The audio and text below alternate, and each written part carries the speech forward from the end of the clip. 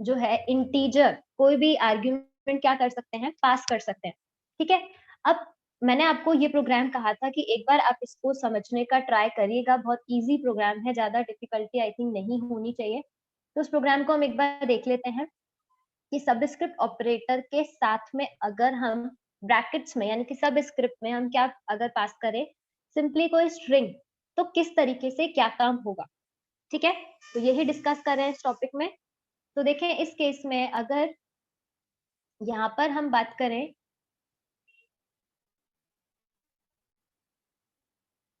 ये देखें यहाँ पर अगर मैं बात करूं नॉन न्यूमेरिक सबस्क्रिप्ट, तो उसका मतलब वो वैल्यू न्यूमेरिक नहीं होगी। ठीक है, तो यहाँ पर मैंने क्या किया है, सिंपली एक कोर्स नाम से क्लास क्रिएट की है, जहां पर मैंने एक मेंबर डिफाइन किया है, सिंपली नेम। ठीक है, नेम की वैल्यू को स्टोर करने के लिए एनएम मैंने डिक्लेयर किया है। ठीक है, लाइकवाइज मैंने यहाँ पर एक्सेप्ट और शो फंक्शंस क्रिएट किए हैं, जो कि एग्जैक्टली क्या करेंगे, नेम जो हमारे पास में वैल्यू है, ठीक है, डेटा मेंबर है, आईडी भी है, हमारे पास में दो डेटा मेंबर्स है, इनको मैंने क्लास के पब्लिक डिक्लेरेशन सेक्शन में डिफाइन किया है। ठीक है, इनका इनपुट लेने के लिए डेफिनेटली एक्सेप्ट फंक्शन है और शो करने के लिए शो फंक्शन। तो यहाँ तक तो ये कोर्स नाम की जो क्लास है, ठीक है, उसके कंटेंट यहाँ पर फिनिश होते हैं। अब नेक्स्ट अगर हम बात करें, तो मैंने यहाँ पर सब्जेक्ट क्लास क्रिएट की है। आपको ध्यान होगा पहले हमने एक एग्जाम्पल डिस्कस किया था कंटेनरशिप का। ठीक है, मैंने कहा था कि कंटेनरशिप क्लासेस के केस में भी पॉसिबल है,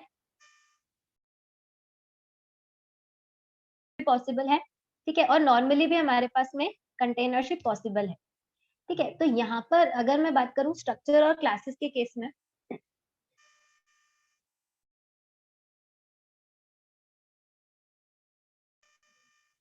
देखें तो यहाँ पर हम कंटेनरशिप को क्लासेस के केस में एक बार रिवाइज कर रहे हैं। सिंपली कंटेनरशिप का मतलब क्या होता है, कंटेन करना, कंटेनर जो कि कुछ कंटेन करता है। यहाँ पर कंटेनरशिप का क्या मतलब है कि हम अगर एक स्ट्रक्चर में या एक क्लास में किसी दूसरी क्लास का क्या करते हैं, ऑब्जेक्ट क्रिएट करते हैं, तो हम उसको क्या बोलते हैं, कंटेनरशिप, जिसको हैज अ रिलेशनशिप के नाम से भी हमने डिस्कस किया था। और अगर मैं इनहेरिटेंस की बात करूं, तो हम क्या करते हैं कि जो हमारे पास में चाइल्ड क्लास होती है, उसमें हम पेरेंट क्लास के सारे फीचर्स को इनहेरिट करते हैं। तो जो इनहेरिटेंस होता है वो कहलाता है इज अ रिलेशनशिप। अब ये दो टर्म्स जो है वो मैंने अभी आपको जो बताया, हैज अ रिलेशनशिप और इज अ रिलेशनशिप, कई बार प्रैक्टिकल एग्जाम में सॉरी थ्योरी एग्जाम में डायरेक्टली इन टर्म्स पे भी क्वेश्चन आपका आया हुआ है, और आप देख लीजिएगा एक बार, पेपर और क्लियर हो जाएंगे। ठीक है, तो यहाँ पर मैंने इस क्लास में क्या किया है, जो कोर्स क्लास थी उसका सिंपली एक ऑब्जेक्ट क्रिएट किया है। वो ऑब्जेक्ट क्या है, एक एरे के फॉर्म में है, यानी कि 4 मेंबर्स की एरे है हमारे पास में। अगेन मैंने यहाँ पर क्योंकि कोर्स जो था, ठीक है, वो सिंपली मैंने उसका एक ऑब्जेक्ट किया, एरे ऑफ ऑब्जेक्ट क्रिएट किया है 4 मेंबर्स का, या सिंपली अगर हम देखें, ठीक है, इसको मैं 5 कर देती हूँ, तो 5 मेंबर्स का यहाँ पे मैंने एक एरे डिफाइन किया है। और इसके अकॉर्डिंग यहाँ पर टोटल जो लूप है एक्सेप्ट फंक्शन में मैंने कितनी बार चलाया है, 4 बार, यानी कि 0 to 5, टोटल 5 टाइम चलेगा, 0 to 4। ठीक है, और यहाँ पर जो फोर्थ इंडेक्स है वो एक्सेसिबल होगा, ये हमें पता है कि एरे के केस में कैसे इंप्लीमेंट होता है। ठीक है, देन एक्सेप्ट फंक्शन मैंने यूज किया है।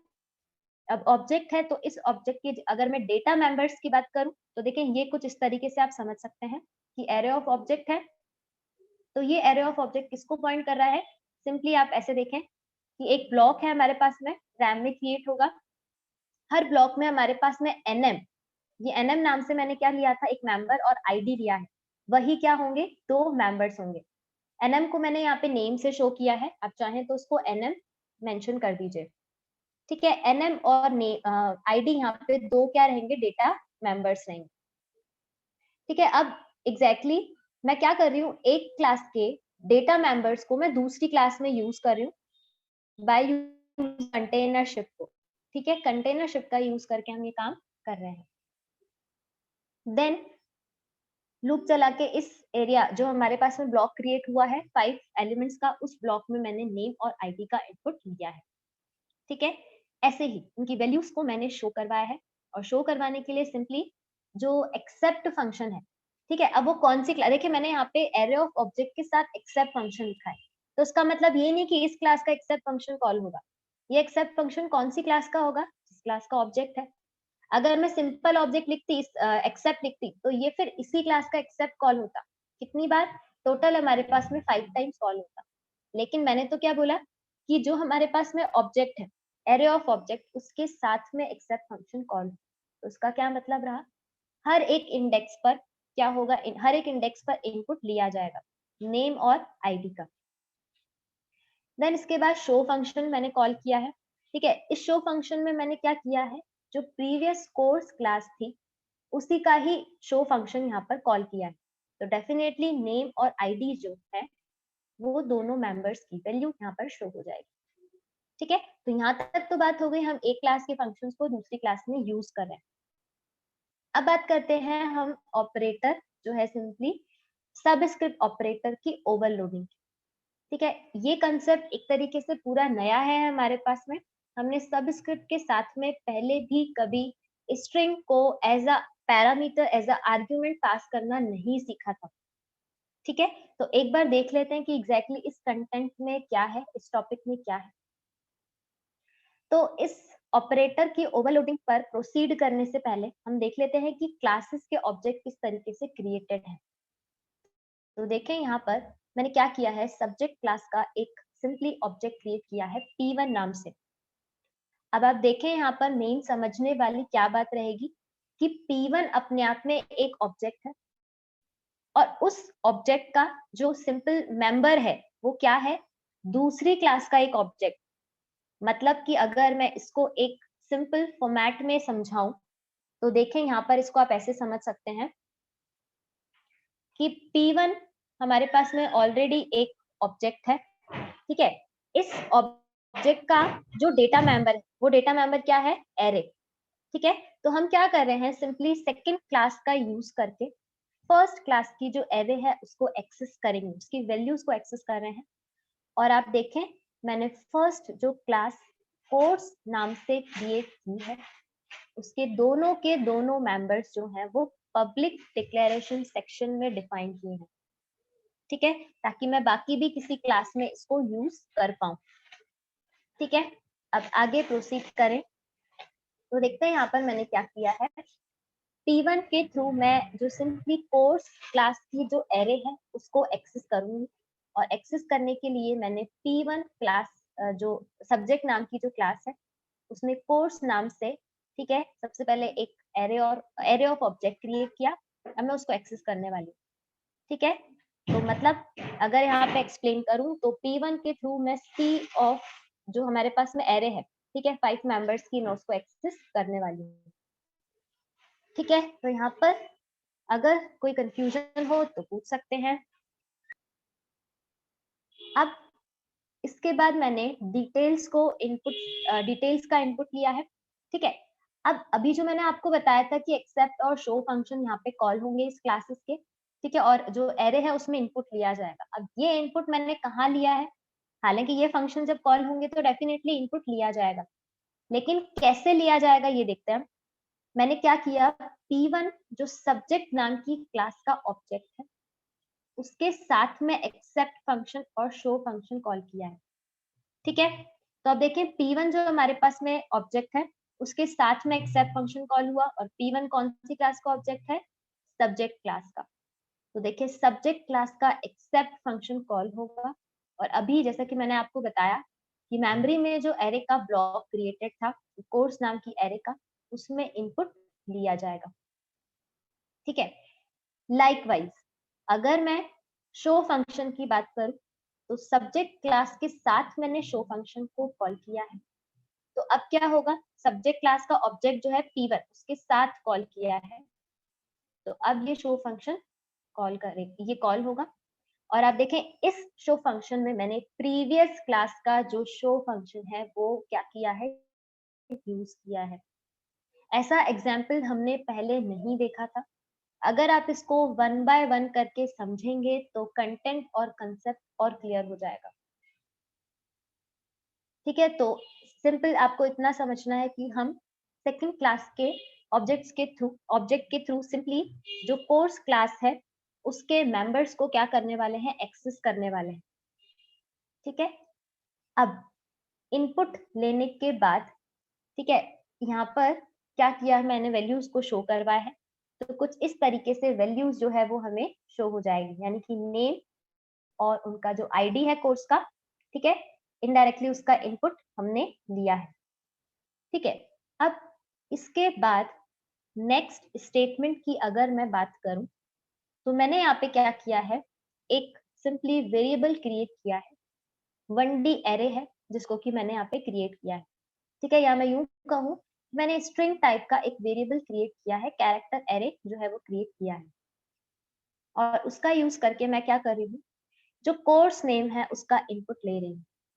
ठीक है, और एट द एंड इस प्रोग्राम की अगर समरी बताऊं, तो ये रहेगी कि मैं यहाँ पर यूजर से नेम का इनपुट ले रही हूँ, और उसके अकॉर्डिंग नेम जहां पर भी मैच हो जाएगा उसकी डिटेल्स हम क्या करवा रहे हैं, शो करवा रहे हैं। ठीक है, ये हमें पूरा इम्प्लीमेंट करना था, और इसको इम्प्लीमेंट करने के लिए मैंने कोर्स और सब्जेक्ट दो क्लासेस क्रिएट की हैं। दोनों क्लास में मैंने काम को डिवाइड कर दिया। कोर्स क्लास में सिर्फ कोर्स के ही डिटेल्स होंगी, और सब्जेक्ट क्लास में हम क्या कर रहे हैं, कोर्स क्लास का सिंपली क्या कर रहे हैं, ऑब्जेक्ट बना के और उसके मेंबर्स को एक्सेस कर रहे हैं। तो ऐसे सब्जेक्ट क्लास में हमारे पास में खुद का कोई डेटा मेंबर एग्जिस्ट नहीं करता। हमने कोर्स क्लास के ही मेंबर को यहाँ पे क्या किया है, कोर्स क्लास के ऑब्जेक्ट को क्रिएट करके उसके मेंबर्स को हम यहाँ पे यूज करने वाले हैं। ठीक है, और जो सब्जेक्ट क्लास है, फिर लास्ट में हम क्या करेंगे, अब देखें यहाँ पर कोई इनहेरिटेंस नहीं है, यानी कि ऐसा नहीं कि सब्जेक्ट हमारे पास में चाइल्ड क्लास है और उसका ऑब्जेक्ट बना के हम काम कर रहे हैं। ठीक है, हम यहाँ पे सिर्फ कंटेनरशिप को यूज कर रहे हैं। इसमें से मैं लास्ट में सिर्फ और सिर्फ सब्जेक्ट क्लास का ही क्या कर रही हूँ, ऑब्जेक्ट क्रिएट कर रही हूँ। ठीक है, देन नेम जो है उसमें इनपुट लिया है मैंने, और अब इस बार क्या किया है, जो ऑब्जेक्ट है उसके साथ में सबस्क्रिप्ट ऑपरेटर को मैंने यहाँ पर यूज किया है। ठीक है, और सिंपली उसमें मैंने यहाँ पर क्या भेजा है, नेम, जो नेम हमने इनपुट लिया था कोर्स का नेम, nm1 नाम का जो वेरिएबल था, उसको मैंने एज अ सबस्क्रिप्ट या एज अ पैरामीटर में मैंने उसको पास किया है। ठीक है, अब ये काम तो हम एक फंक्शन से भी कर सकते थे, सिंपल एरे ऑफ ऑब्जेक्ट का यूज करके भी कर सकते थे, लेकिन सबस्क्रिप्ट ऑपरेटर का एक नया यूज मैंने यहाँ पर आप लोगों के सामने रिप्रेजेंट किया है। ठीक है, अगर मैं बात करूं nm1, तो यहाँ पर लेट्स से मैंने कोर्स में क्या इनपुट किया देख लेते हैं। तो ये डिटेल्स मैंने सबसे पहले इनपुट ली थी, और इस बार सर्चिंग के लिए लेट्स से मैंने कोर्स का नेम जो इनपुट किया है वो क्या है, MCA। ठीक है, ये वैल्यूज हैं, कोर्स का नेम ये है, और उसका आईडी अगेन MSCIT 501 उसकी आईडी है, PCA MCA and BCom। ये मैंने कुछ इनपुट लिया था, और शो फंक्शन के साथ में उनको डिस्प्ले भी करवाया है। हालांकि यहाँ मैंने मेंशन नहीं किया है, कुछ इस तरीके से शो की डिटेल्स, जो शो फंक्शन है उसकी डिटेल्स क्या होंगी, डिस्प्ले होंगी।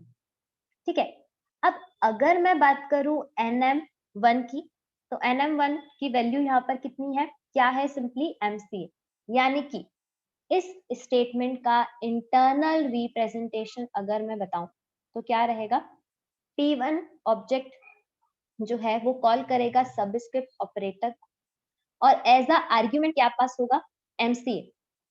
ठीक है, MCA एज अ आर्ग्यूमेंट यहाँ पर पास होगा। तो अब आप देखें, यहाँ पर रिटर्न मैंने क्या करवाया है, कोर्स की आईडी को रिटर्न करवाया है। ठीक है, हम सबस्क्रिप्ट ऑपरेटर के साथ पहले कभी भी क्या नहीं यूज करते थे, कोई भी ब्रैकेट्स में या इस तरीके से कभी हमने सबस्क्रिप्ट में कोई वेरिएबल का नेम पास करना नहीं सीखा था। तो ये यहाँ पर एक तरीके से उसमें एडिशन हो गया सबस्क्रिप्ट ऑपरेटर में, ऑपरेटर ओवरलोडिंग के थ्रू। तो MCA यहाँ पर एज अ वैल्यू पास हुई है, और रिटर्न होगा MCA कोर्स की आईडी। तो जो भी आईडी है वो आउटपुट में आपको विजिबल होगी। ठीक है, तो रिटर्न तो एक वैल्यू होगी, और वैल्यू जो रिटर्न हुई है देखते हैं कैसे रिटर्न हुई है, कहीं ना कहीं चेकिंग तो परफॉर्म होगी ही। तो अब कौन से ऑब्जेक्ट के साथ मैंने सबस्क्रिप्ट ऑपरेटर कॉल किया है, सब्जेक्ट क्लास के ऑब्जेक्ट के साथ कॉल किया है। तो उसका सीधा सा मतलब है कि कहीं ना कहीं सब्जेक्ट क्लास में ही ये ऑपरेटर फंक्शन मैंने क्रिएट किया है। ठीक है, तो अब देखते हैं सब्जेक्ट क्लास में ये ऑपरेटर फंक्शन। ठीक है, ये ऑपरेटर फंक्शन यहाँ पे मैंने क्रिएट किया। देन आगे कंटिन्यू करें तो सब स्क्रिप्ट ऑपरेटर की ओवरलोडिंग यहाँ पर हम क्या कर रहे हैं, कॉल कर रहे हैं। ओवरलोडिंग जो परफॉर्म किया उसको कॉल किया है हमने P1 ऑब्जेक्ट के साथ में, और ब्रैकेट्स में मैंने अभी बताया था MCA एज आर्ग्यूमेंट क्या होगा, पास होगा। तो डेफिनेटली nm1 नाम से क्या होगा, यहाँ पर एक वेरिएबल क्रिएट होगा, ठीक है, मेमोरी में, और उसकी जो वैल्यू होगी वो क्या कॉपी हो जाएगी इस केस में, डबल कोट्स में अगर हम देखें तो MCA की वैल्यू रहेगी। ठीक है, MCA कोर्स की वैल्यू यहाँ पर इसमें असाइन हो जाएगी। अब एग्जैक्टली 5 मेंबर्स की एरे है या 4, जैसा भी आप इसको डिफाइन करना चाहें कर सकते हैं। ठीक है, यहाँ पर 5 मेंबर्स की एरे जो हमने क्रिएट की है, ठीक है, तो 5 टाइम्स मैंने ये लूप इम्प्लीमेंट किया है, यानी कि ये जो लूप है वापस से अगर हम देखें तो i की वैल्यू 0 टू i की वैल्यू कब तक चलेगा, 4 तक। ठीक है, और हर एक इंडेक्स के साथ में क्या होगा, चेकिंग परफॉर्म होगी। इस nm1 की वैल्यू को मैं चेक करूंगी हर एक इंडेक्स के nm की वैल्यू से। ठीक है, MCA वैल्यू को मैं चेक करूंगी कि कहीं किसी वैल्यू से मैच हो जाए। ठीक है, तो उसका ID हम क्या करवाने वाले हैं, रिटर्न करवाने वाले। ऐसा कुछ काम हमें करना था, तो देखिए मैंने यहाँ पे यही चेक करवाया है। 0 to 4 टाइम्स लूप चलाया है। ठीक है, अब लूप चला है तो दैट मीन्स कि यहाँ पर एक एरे की ही बात हो रही है। ठीक है, तो अब सब्जेक्ट जो क्लास है उसमें डेफिनेटली कोर्स क्लास का हमने क्या किया था, एक ऑब्जेक्ट क्या किया है, होल्ड किया है, कंटेन किया है। तो इसी एरे में हमने एक्सेप्ट और शो भी फंक्शन कॉल किया था सब्जेक्ट क्लास के ऑब्जेक्ट को क्रिएट करके। ठीक है, तो अब इसी एरे में मैंने क्या किया है, चेकिंग परफॉर्म की है। क्या चेकिंग परफॉर्म की है, देखते हैं। मैंने चेक किया है कि अगर उस एरे ऑफ ऑब्जेक्ट में nm जो डेटा मेंबर है उसकी वैल्यू अगर पास्ट पैरामीटर की वैल्यू से कहीं पर भी मैच होती है, तो रिजल्ट अगर 0 आता है तो सिंपली उस कोर्स की आईडी जो है वो रिटर्न हो जाए। ठीक है, तो यहाँ पर क्या होगा, हर एक इंडेक्स से वैल्यू मैच होगी, और जहां पर भी आईडी जो मैचिंग हो जाएगी, जहां पर भी जिस इंडेक्स से, वहां पर क्या होगा, सिंपली आईडी रिटर्न हो जाएगी। ठीक है, अब समझने वाली बात यहाँ पर ये है कि मैंने जो कंपैरिजन किया है इस कोर्स एरे में हर एक nm की वैल्यू को सिंपली जो मैंने यहाँ पे वेरिएबल पास किया था उसकी वैल्यू से। ठीक है, मैंने यहाँ पे कंपैरिजन केस इनसेंसिटिव किया है, इसीलिए strcmpI फंक्शन यूज किया है। ठीक है, तो जहां पर भी रिजल्ट कंपेयर होगा और रिजल्ट में 0 हमें आंसर मिलता है, मतलब दोनों स्ट्रिंग की वैल्यूज क्या है, इक्वल है, तो इस केस में क्या होगा, आईडी को मैंने रिटर्न करवाया है। ठीक है, तो अभी लूप कितनी बार चलेगा ये डिपेंड करता है कि जो हमने यहाँ पे एज आर्ग्यूमेंट पास किया है वो कौन से इंडेक्स पे मैच होगा। और अगर MCA कोर्स इन केस एक से ज्यादा इंडेक्स पर एग्जिस्ट करता है, तो इस केस में ये क्या करेगा, जो फर्स्ट टाइम MCA आया है हमारे पास में, ठीक है, MCA वैल्यू आई है कोर्स की, वही उसी की वैल्यू क्या कर देगा, रिटर्न कर देगा, बाकी को चेक नहीं करेगा। ऐसा क्यों हुआ, क्योंकि जैसे ही एक बार मैचिंग मिल ही वैल्यू, ठीक है, यानी कि किसी भी इंडेक्स के साथ MCA की वैल्यू मैच हो गई, तो फर्स्ट टाइम लेट्स से कि हमारे पास में अगर फर्स्ट आइटरेशन की बात करें, ठीक है, यानी कि आई की वैल्यू जब 0 रहेगी तो उस केस में चेकिंग होगी कौन से इंडेक्स के साथ में, 0 इंडेक्स के साथ में। क्या वैल्यू है, BSc तो BSc को चेक किया जाएगा कि क्या BSc कोर्स की वैल्यू जो है वो MCA के बराबर है क्या। इस केस में रिजल्ट क्या है, फॉल्स, तो यानी कि ये जो लूप है वो वापस से एग्जीक्यूट होगा, आई की वैल्यू 1 होगी। ठीक है, देन 1 इंडेक्स के लिए चेक किया जाएगा। ठीक है, देन 2 और सो ऑन, कब तक, 4 तक। ठीक है, ये तो बात हुई कि अगर लेट्स से कि हमें मैचिंग का जो रिकॉर्ड है वो मिला हमें इंडेक्स नंबर 4 पर, ठीक है, यहाँ 3 पर मिला हमें, यहाँ इस केस में तो 3 पर ही मिला। अब इस केस में अगर मैं बात करूँ रिटर्न स्टेटमेंट की, ठीक है, तो जैसे ही हमें वो मैचिंग की वैल्यू मिली, तो हाथों हाथ यहाँ पे रिटर्न स्टेटमेंट मैंने मेंशन किया है। यानी कि अब क्या होगा, यहाँ से हमारे पास में जो भी आईडी है वो रिटर्न हो, और रिटर्न होने के बाद मैंने यहीं पर ही क्या किया है, सी आउट के साथ ही उसको डिस्प्ले करवा दिया है। तो अब इसका सिंपल सा मतलब ये रहेगा कि यहाँ पर जो आईडी रिटर्न हुई है, यानी कि 702, वो यहाँ पर रिप्लेस होके 702 आंसर यहाँ पे डिस्प्ले हो जाएगा। ठीक है, ये तो बात हो गई कि जब मैचिंग की वैल्यू हमें मिल गई। यहाँ तक अगर कोई कंफ्यूजन हो तो पूछ सकते हैं। देन आगे कंटिन्यू करें। तो ऐसी सिचुएशन भी आ सकती है जब हमारे पास में कोई ऐसी वैल्यू यूजर ने स्पेसिफाई की कोर्स नेम की, जो कि इस एरे में एग्जिस्ट ही ना करे। लेट्स से कि यहाँ पर यूजर ने सर्चिंग के टाइम, सेकेंड टाइम जो सर्चिंग परफॉर्म की, उसमें MA कोर्स मेंशन कर दिया, जबकि वो यहाँ पर रिकॉर्ड्स में एग्जिस्ट ही नहीं करता। ठीक है, तो सेकेंड टाइम लेट्स से कि मैंने प्रोग्राम को एग्जीक्यूट किया, और अब इस बार मैंने जो कोर्स के सर्चिंग की वैल्यू दी वो दे दी MA, जबकि MA एग्जिस्ट नहीं करता। ठीक है, तो यहाँ पर ब्रैकेट्स में क्या पास होगा, सेकेंड एग्जीक्यूशन के time MA as a value. ठीक है, तो अब क्या होगा, NM की जो वैल्यू है सेकेंड टाइम वो क्या रहेगी, MA। तो MA को चेक किया जाएगा पूरी की पूरी एरे से। अगर मैचिंग नहीं, पहले तो चेक कर लेते हैं कि इंडेक्स के साथ में वो चेक होगा, तो ये लूप चलेगा 0 to 4 टाइम। ठीक है, 5 टाइम ये लूप चलेगा 0 to 4 इंडेक्स के लिए। लेकिन अगर मैच नहीं मिला, तो मैंने यहाँ पर वैल्यू जो है वो रिटर्न करवाई है -1। ये -1 रिप्रेजेंट कर रहा है कि हमें मैचिंग का कोई भी यहाँ पर जो आईडी है वो नहीं मिला। ठीक है, और रिटर्न जो है वो इंटीजर डेटा टाइप मैंने यहाँ पे मेंशन किया है, क्योंकि आईडी अपने आप में इंटीजर ही मैंने यूज की है, इंटीजर वेरिएबल ही डिक्लेयर किया था आईडी के लिए। ठीक है, तो इस तरीके से यहाँ पर 0 to 4 जो इंडेक्सेस हैं उन्हीं में से सर्चिंग परफॉर्म होगी। तो अब इस केस में जब मैं MA वैल्यू डालूंगी कोर्स के सर्चिंग की, तो रिजल्ट रिटर्न होगा -1, यानी कि वो कोर्स नहीं मिला। ठीक है, और आप चाहे तो इस -1 को भी यहाँ पर चेक करवा सकते हैं। कैसे, कि आप किसी वेरिएबल में असाइन कर लें, फिर चेक कर लें कि अगर आईडी -1 है तो मैसेज दे दें कि course not ID not found. ऐसा कुछ भी कर सकते हैं आप यहाँ पर।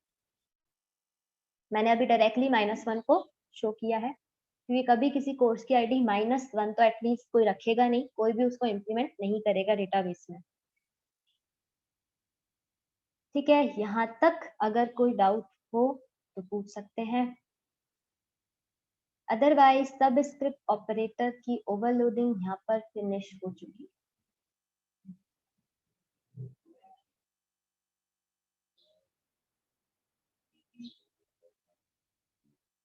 देन प्रोसीड करते हैं ऑपरेटर ओवरलोडिंग में लास्ट ऑपरेटर की तरफ। ठीक है, ऑपरेटर है हमारे पास में असाइनमेंट ऑपरेटर, लेकिन उसको समझने से पहले मैंने कहा था कि मैं कॉपी कंस्ट्रक्टर आप लोगों को एक्सप्लेन करूंगी। क्यों, क्योंकि दोनों आपस में कहीं ना कहीं कंबाइंड है टॉपिक्स। ठीक है, और कॉपी कंस्ट्रक्टर से भी पहले हम देख रहे हैं कि एक ऑब्जेक्ट को जब हम दूसरे ऑब्जेक्ट में असाइन करते हैं तो क्या होता है। ठीक है, मैंने आपको ये भी कहा था कि ये जो एग्जाम्पल अभी हम डिस्कस कर रहे थे लास्ट क्लास में भी जो हमने देखा था, ये रिजेंबल किससे था, ये किससे रिजेंबल कर रहा था, डायनेमिक कंस्ट्रक्ट हमने जो कंस्ट्रक्टर में डायनेमिक ऑपरेशन परफॉर्म किया था। ठीक है, ये उसी का ही एक तरीके से क्या है, सिंपल कॉपी पेस्ट प्रोग्राम है। नया क्या है वो मैं एक्सप्लेन कर देती हूँ इस प्रोग्राम में। यहाँ पर इस केस में मैं एक ऑब्जेक्ट को दूसरे ऑब्जेक्ट में असाइन करवाना बता रही हूँ आप लोग। ठीक है, तो प्रोग्राम हम लोगों ने कल समझ लिया था, इसका डायग्राम मैंने यहाँ पे मेंशन किया है कि यहाँ पर। ठीक है, डायनेमिकली हमने क्या किया था, सिंपली ब्लॉक अगर यूजर दे रहा है, यूजर ने अगर 10 साइज दिया ब्लॉक का, तो उतने ब्लॉक का ही क्या होगा, एड्रेस जो है वो क्यू नाम का जो पॉइंटर था उसमें असाइन होगा। ऐसा कुछ हमने डिस्कस किया था। और क्यू एग्जैक्टली क्या है? एक पॉइंटर है जो कि किसी लोकेशन को यहाँ पर क्या कर रहा था? पॉइंट कर रहा था। ये देखिए, ये हमारे पास में लोकेशन है। अगर 0 आर्ग्यूमेंट वाला कंस्ट्रक्टर क्या होगा? कॉल होगा, तो ये स्ट्रक्चर रहेगा। लेकिन अगर हमारे पास में यूजर ब्लॉक का साइज देगा तो उस केस में यहाँ पे साइज की वैल्यू चेंज हो जाएगी और उतने का ही ब्लॉक यहाँ पे क्या होगा? क्रिएट होगा। ठीक है, जो कि हम ऑलरेडी डायनेमिक मेमोरी का जो टॉपिक था कंस्ट्रक्टर के साथ उसमें देख चुके थे। तो अब अगर बात करें इस ब्लॉक में इनपुट लेने के लिए, मैंने यहाँ पे डेफिनेटली डिस्प्ले और एक्सेप्ट फंक्शन को यूज किया। इनपुट लेने के लिए एक्सेप्ट और डिस्प्ले करवाने के लिए डिस्प्ले फंक्शन को मैंने यहाँ पे यूज किया है। ठीक है, अब अगर आगे प्रोसीड करें तो देखें, यहाँ पर एक कंसेप्ट और क्लियर कर देती हूँ कि यहाँ पर मैंने दोनों केस में साइज मेंशन किया है। ठीक है, कि यूजर जो ब्लॉक का साइज, इतने ब्लॉक को क्रिएट करना चाहता है। अभी तक हमने देखा था कि एरे को हम क्या कर रहे हैं, सिंपल अगर हम एरे क्रिएट कर रहे हैं तो हम ब्लॉक का साइज क्या कर रहे थे? स्पेसिफाई कर रहे थे। लेकिन वहां पर हमने यूजर से कहीं इनपुट लेना नहीं सीखा। ठीक है, यहाँ पर हम इस प्रोग्राम में क्या कर रहे थे? लास्ट क्लास में जो हमने डिस्कस किया था कि हमने जो प्रोग्राम बनाया है उसमें ब्लॉक या एरे का साइज क्या है वो यूजर स्पेसिफाई कर रहा है कि उसको 10 मेंबर्स की एरे क्रिएट करनी है, 5 मेंबर्स की एरे क्रिएट करनी है। उसके अकॉर्डिंग उसका एड्रेस जो है, ठीक है, अगर यूजर ने 5 दिया है एज अ वैल्यू तो यहाँ पर साइज में तो रिप्लेस हो जाएगा 5 और अब 5 मेंबर्स का एक ब्लॉक क्रिएट होगा जिसका एड्रेस क्यू में असाइन होता है, असाइन हो जाएगा। ठीक है, तो अब देखें इस प्रोग्राम का जो मेन से एग्जीक्यूशन था वो हमें समझना था, बाकी कल की क्लास में हम डिस्कस कर चुके थे। तो देखिए, अगर मैं बात करूं मेन की, मेन फंक्शन के केस में मैंने यहाँ पर एक ऑब्जेक्ट क्रिएट किया है और एज अ पैरामीटर या एज अ आर्ग्यूमेंट मैंने यहाँ पे 5 वैल्यू मेंशन की है। तो अब इस केस में क्या होगा? जैसे ये स्टेटमेंट एग्जीक्यूट होगा तो यहाँ पर सिंपली कंस्ट्रक्टर जो है वो कॉल होगा। ठीक है, कौन सा constructor? Parameterized constructor. Parameterized constructor जो है वो यहाँ पर क्या होगा? कॉल होगा। अब उस केस में जो हमारे पास में साइज, ठीक है, जो एस जेड है उसकी वैल्यू कितनी रह जाएगी? उसकी वैल्यू हो जाएगी हमारे पास में 5 और 5 वैल्यू यहाँ पर साइज वेरिएबल में असाइन हो जाएगी। या मैं यूं कहूँ कि टी सिंपल जो हमने ऑब्जेक्ट क्रिएट किया है D1 नाम से, उसके लिए एक ब्लॉक क्रिएट होगा। ठीक है, उस ब्लॉक में साइज डेटा मेंबर की वैल्यू इंस्टेड ऑफ 3 यहाँ पर रहेगी 5 और क्यू जो एक ब्लॉक क्रिएट होगा उसमें 5 जो ब्लॉक्स रहेंगे उसका एड्रेस स्टोर होगा। तो लेट्स से यहाँ पे 5 जो ब्लॉक है उसका एड्रेस है 1000। ये 1000 वाला यहाँ पर वैल्यू मेंशन कर देते हैं और यहाँ पर टोटल 5 जो रहेंगे वो क्या रहेंगे? ब्लॉक्स रहेंगे। ठीक है, ये इस तरीके से यहाँ पर, इस तरीके से यहाँ पर हमारे पास में टोटल 5 ब्लॉक्स मेंशन रहेंगे। ठीक है, तो लेट्स से 40 और 50 की वैल्यू जो है वो मैं अभी यहाँ मेंशन कर देती हूँ, हालांकि इनपुट लेना अभी हमने देखा नहीं है।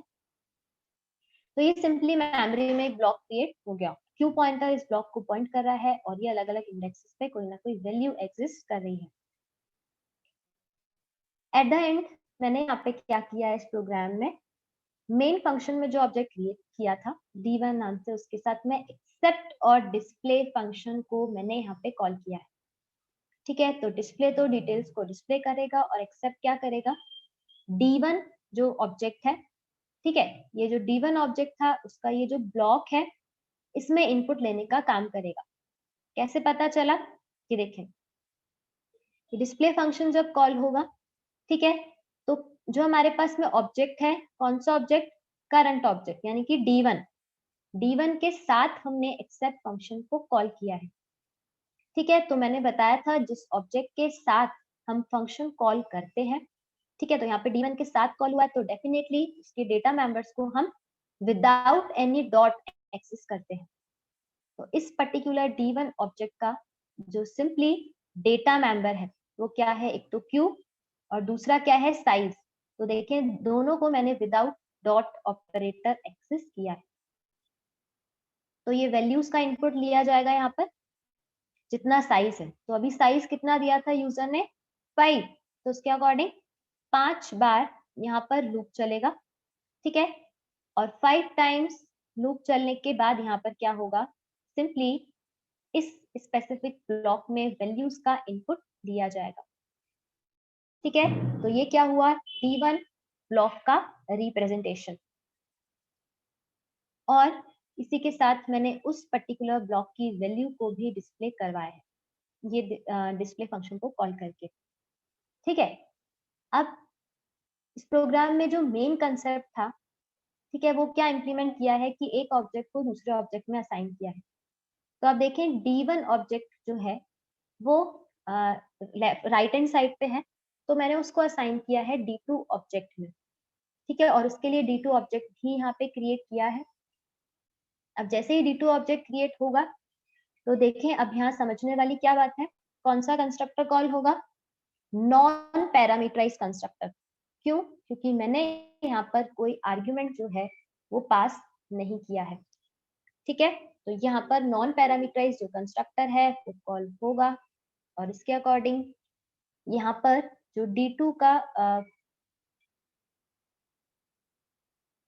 जो हमारे पास में D2 ऑब्जेक्ट के लिए ब्लॉक बनेगा, ठीक है, उसमें साइज में तो वैल्यू रहेगी 3, और जो Q हमारे पास में डेटा मेंबर है, ठीक है, साइज जितना दिया था उसके अकॉर्डिंग एक ब्लॉक क्रिएट होगा रैम में और उसका एड्रेस Q में असाइन हो जाएगा, ठीक है। इसके बाद मैंने यहाँ पे क्या किया है, सिंपली D1 ऑब्जेक्ट को D2 में असाइन किया है, ठीक है। तो अब इस प्रोग्राम को हम इसीलिए समझ रहे थे कि जब हम एक ऑब्जेक्ट को दूसरे ऑब्जेक्ट में कॉपी करते हैं, तो एग्जैक्टली देखें यहाँ पे मैंने पहले भी इस प्रोग्राम को आपको एक्सप्लेन किया था कि जब हम एक ऑब्जेक्ट को दूसरे ऑब्जेक्ट में असाइन करते हैं, ठीक है, तो सिंपली यहाँ पर क्या होता है कि हमारे पास में एक ऑब्जेक्ट के मेंबर्स की वैल्यू दूसरे ऑब्जेक्ट में कॉपी हो जाती है, जो कि हमने सिंपली डिफाइन करे हैं स्टैटिकली। ये देखें, अगर मैं साइज की बात करूं, ठीक है, इसका डायग्राम भी है, उसको मैं आपको शो करके बताती हूँ। लास्ट स्टेटमेंट देख लेते हैं। तो देन यहाँ पे मैंने D2 जो ऑब्जेक्ट है उसकी डिटेल्स को डिस्प्ले करवाया है, ठीक है। अब इस पूरे प्रोग्राम में इम्प्लीमेंटेशन जो एग्जैक्टली हुआ है उसको एक डायग्राम से समझ लेते हैं। ये देखें, हम क्या कर रहे थे, D1 ऑब्जेक्ट में हमने यहाँ पे सिंपली कॉपी किया है। ये देखें, D1 ऑब्जेक्ट को हमने कॉपी किया है D2 ऑब्जेक्ट में, ऐसा कुछ इंप्लीमेंट किया है, ठीक है। तो यहाँ पर इस केस में अगर मैं आपको एक्सप्लेन करूं तो देखिए आप इसको ऐसे समझ लें कि हमारे पास में ये तो हो गया एक सिंपली D1 ऑब्जेक्ट और ये D2 ऑब्जेक्ट, ठीक है। तो जब हम D1 ऑब्जेक्ट के मेंबर्स को कॉपी करेंगे D2 ऑब्जेक्ट में, अच्छा लास्ट बता देती हूँ कि इंपॉर्टेंट कंसेप्ट है इसलिए इसको एक बार देख लीजिए, क्योंकि नेक्स्ट जो हम टॉपिक डिस्कस करेंगे कॉपी कंस्ट्रक्टर का, उसमें इन्हीं कंसेप्ट का एक तरह से हम क्या देखेंगे, मिक्सचर देखेंगे। तो अगर ये कंसेप्ट क्लियर होगा तभी हम आगे समझ पाएंगे, अदरवाइज नेक्स्ट क्लास में कुछ भी समझ नहीं आएगा।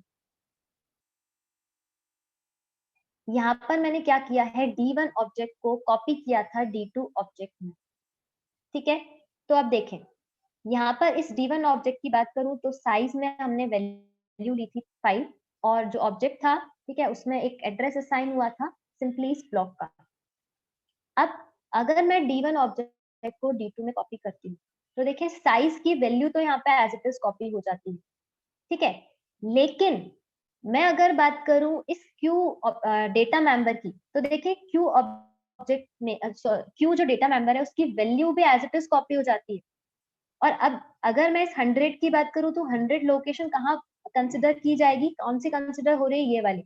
तो इस केस में क्या हो रहा है, जो ये क्यू ब्लॉक है वो भी इसी लोकेशन को पॉइंट कर रहा है। हालांकि आप देखें हमने जब कंस्ट्रक्टर कॉल किया था, ठीक है, या मैं यूं कहूं कि जब D2 ऑब्जेक्ट के साथ में कंस्ट्रक्टर कॉल हुआ था, कौन सा कंस्ट्रक्टर, नॉन पैरामीटराइज कंस्ट्रक्टर। तो यहाँ पर तो हमने लिखा कि क्यू को एक नए ब्लॉक का एड्रेस असाइन हो जाए, लेकिन इम्प्लीमेंटेशन में, इंटरनल इम्प्लीमेंटेशन में ऐसा नहीं हुआ।